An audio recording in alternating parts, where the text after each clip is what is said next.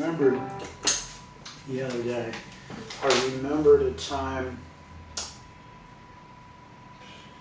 years ago now when I was teaching at NYU, and at the same time that I was teaching there, I think this was in the old building that they had. It wasn't when they moved to the new multi-trillion-dollar complex. So this would be, I have no idea, the late 50s, I have no idea.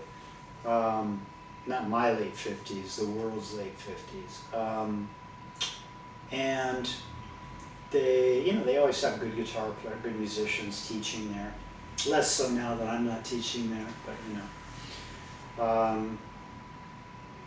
but that guy, I always forget names, really good jazz player, older style, younger guy, older style, very accomplished. It's ridiculous I don't remember his name. Super nice guy, really musical jazz player, right?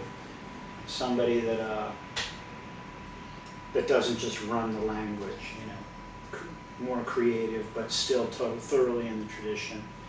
All, does acoustic trios and stuff. I'll think of it later.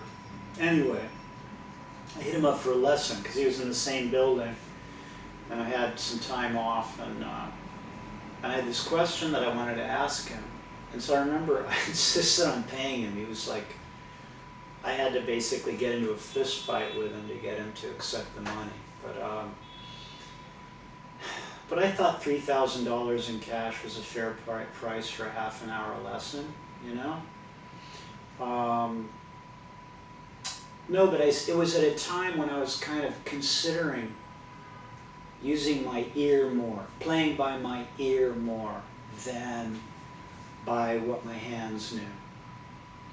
And I remember I just wasn't sure if it was the right way to go because, for obvious reasons, right? It's so much more vulnerable than playing hand stuff or vocabulary, and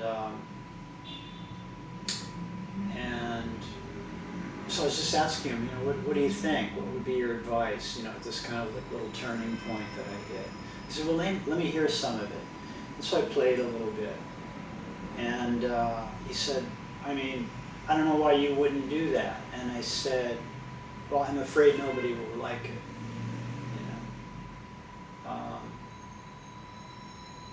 What will the guys say, basically? And he just, I remember, I'd forgotten about it. I remember he was very, what's he going to say, right? No, don't trust your ear, man. I would go back to the licks if I were you. But he didn't say that, and I remember it was kind of a moment of, or it could have gone either way, And I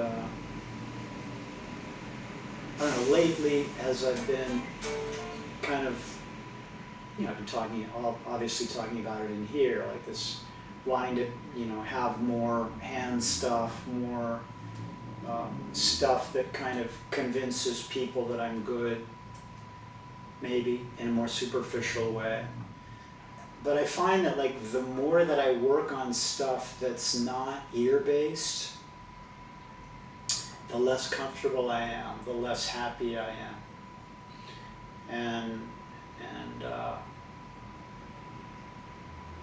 so I'm kind of thinking about it slightly differently these days.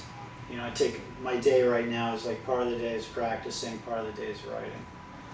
And which isn't a very good strategy actually, because practicing is a lot easier than writing and more fun all the time, whereas writing is only fun when it works.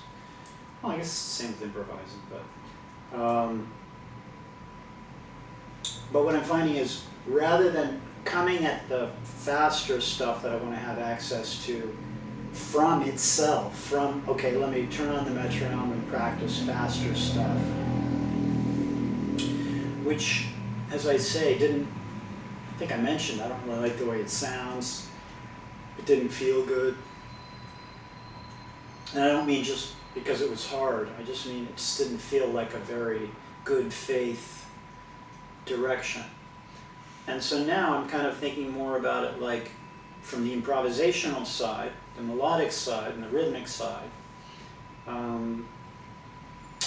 And then from that place, if I see fast stuff or if I hear fast stuff, I try to play it. You know what I mean? So it's kind of coming more from the music, which works better for me. I mean, of course I can't show you this, but, you know.